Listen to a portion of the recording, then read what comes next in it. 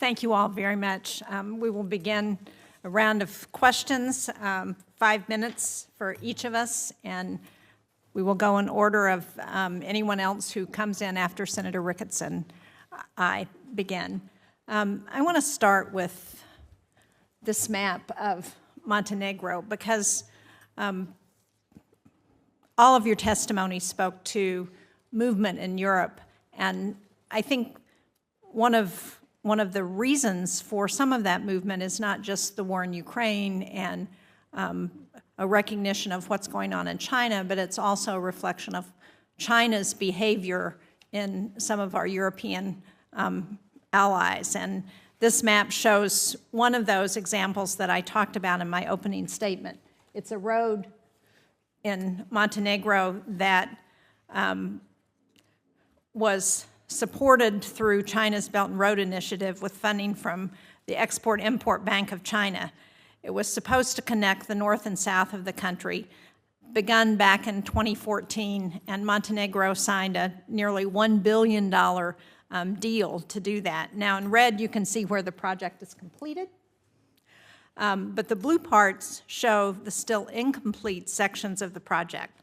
And it not only highlights the challenges that Montenegro has had because of their need for capital and infrastructure investment, but it also shows the challenges that China has had in trying to do what it promises to countries like Montenegro who have signed up for the Belt and Road Initiative. I have to say it's a little baffling to me that in March, Montenegro signed up for yet another infrastructure project deal with China for a road. But again, I think it reveals some of the vulnerabilities that China has. We also have a map on the other side that shows the European countries that have signed on to China's Belt and Road Initiative. And again, the darkest ones signed up earliest, and we're still seeing the gray sections where we are not sure where they are at this point. But certainly the movement that we're seeing in Europe is going to affect those countries as they think about their futures. So I would ask you all, within Montenegro and the EU, what are some of the lessons that have been learned by the EU from this kind of a project so that they avoid becoming targets of Chinese disinformation, of debt trap diplomacy? I don't know who would like to begin.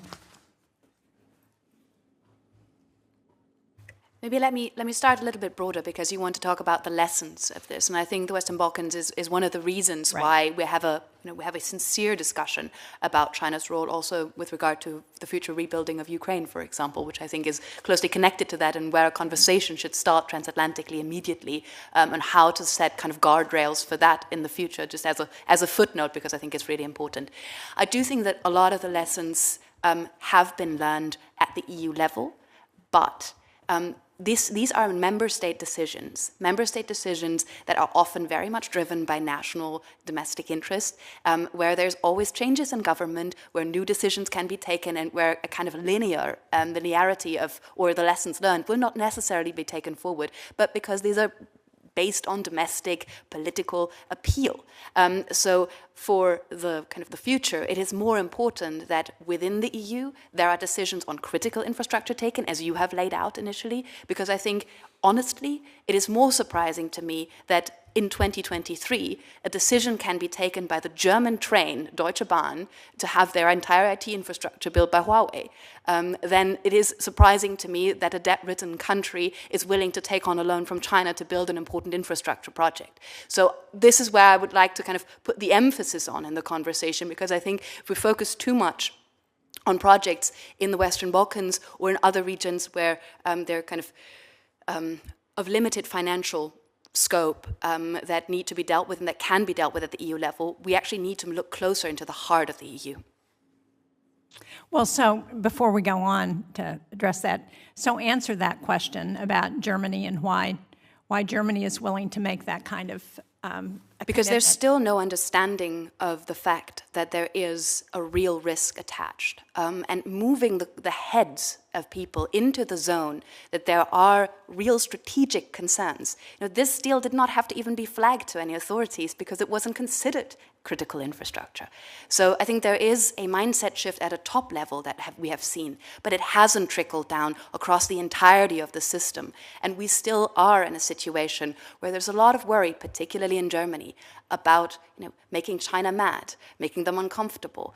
There is a lot of interest in just connecting and having good business relations going.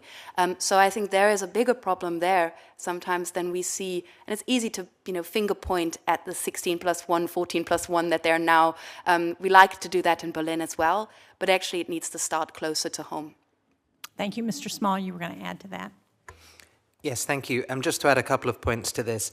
So when one looks at that map that you laid out of the Belt and Road countries, one also thinks back to an era of the Eurozone crisis and the biggest phase of Chinese investment in European infrastructure. And I think that has been a lesson that has been taken on board very seriously, particularly through the pandemic. The number of policymakers who said we must not repeat the mistakes of Piraeus, we must not repeat the mistakes that we made of squeezing a number of these countries in terms of their fiscal space and putting them in a position where they either feel they have to take Chinese investment or they feel they want to play the China card with Brussels, with Berlin, with whoever else.